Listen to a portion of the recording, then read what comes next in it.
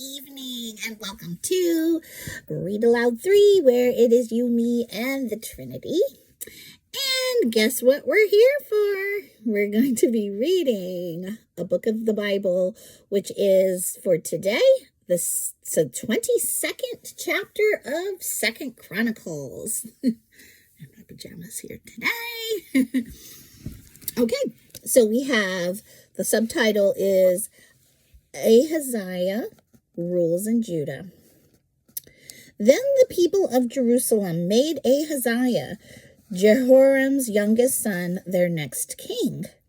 Since the marauding bands who came with the Arabs had killed all the older sons, so Ahaziah, son of Jehoram, remember what happened with that? You gotta go to the last video to find out, reigned as king of Judah. Ahaziah was 22 years old when he became king, and he reigned in Jerusalem 1 year. That was a little surprising to me. 1 year? What happened? Excuse me, just had some dinner too. Okay. Back to it. So just 1 year. Okay, his mother was Athaliah, a granddaughter of King Omri. Ahaziah also followed the evil example of King Ahab's family, for his mother encouraged him in doing wrong. Oh no! He did what was evil in the Lord's sight, just as Ahab's family had done. Then they even became his advisors after the death of his father, and they led him to ruin. Wow. And there's just those few verses are packed with all kinds of, I think, psychology.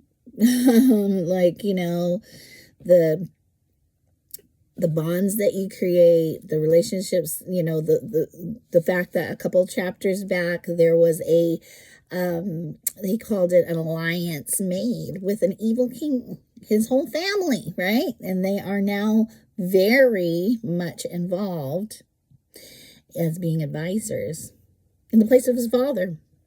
So, I mean, that's a pretty close connection. And then just the fact that the mom had, you know, done that, had encouraged him in doing wrong. And do you know, okay, how easy that is to do? Okay, I think that's just something that we have to acknowledge and take an assessment about, because sometimes, you know, we're not perfect parents, and for whatever reason, we might be the one in that position with our own children, you know, telling them, oh, you know, it's okay to lie about that because that protects me, or any number of, you know, just trying to be, do what your kids might want more than what they need. And so you just have to realize that this is not a lone case years ago that we can just go, oh my goodness, how could they do that, right? We have to take our own, this is for us, assessment. Okay, here we go. Verse 5.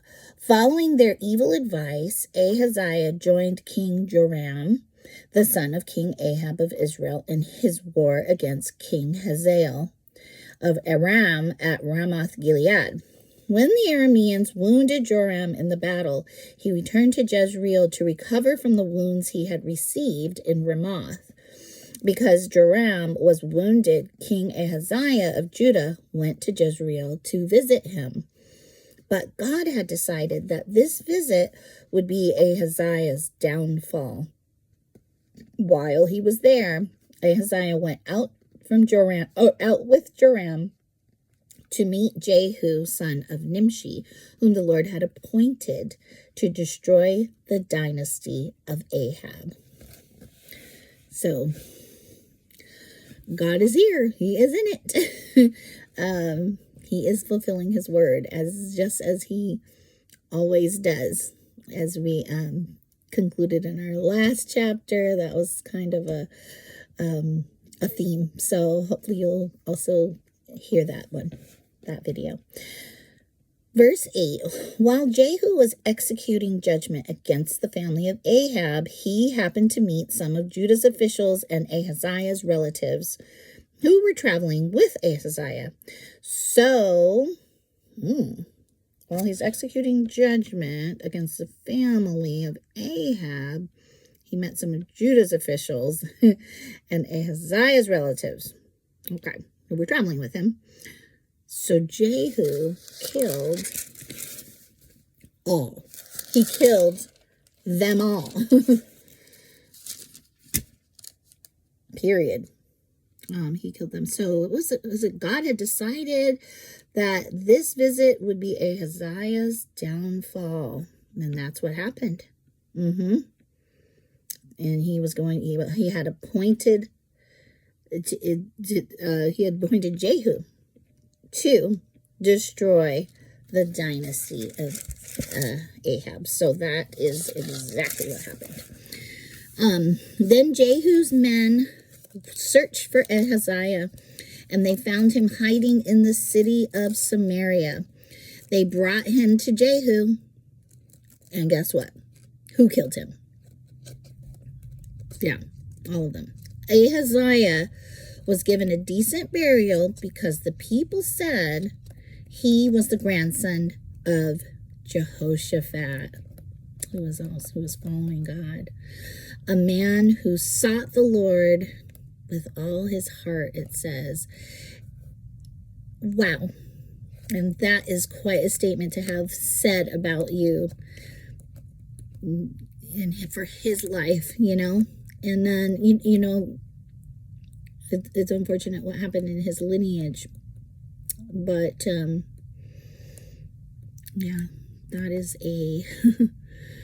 an amazing statement. Start seeking God with all his heart. But none of the surviving members of Ahaziah's family was capable of ruling the kingdom.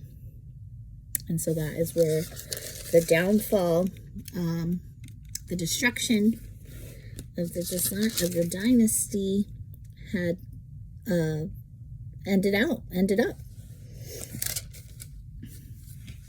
And that is the end of chapter 22. So thank you for reading along with me and listening along. I know I'm trying to do a little better of commenting at the end, maybe, rather than every time something strikes me. Let me know in the comments below if that would help. I think sometimes just, reading something through gives it more of a flow. It's less disjointed. And sometimes that can help with the understanding, rather than, sometimes we who like to share about what we're thinking, think, oh, this could be helpful, so let me say something about it right now, and aren't always as discerning that might not be helpful to someone else, your thought process. So anyway, I would like your input if you have it, and I am really excited to be hearing about all of these, different people, how they follow God, how they didn't, and just learning, for myself, what that means for me in this time of my life. I've lived a lot of life, and I've made a lot of choices, and I hope that at the end of my life, I could know somehow that I had been like Jehoshaphat in these chapters. That I know he made some mistakes. He's made some big mistakes that led to many more. He's human, but to have that said about him, I would love that. So that's my comment. I would like to hear yours. And until I hear from you, I will be keeping on reading on. So read along with me, and till tomorrow. Have a good night.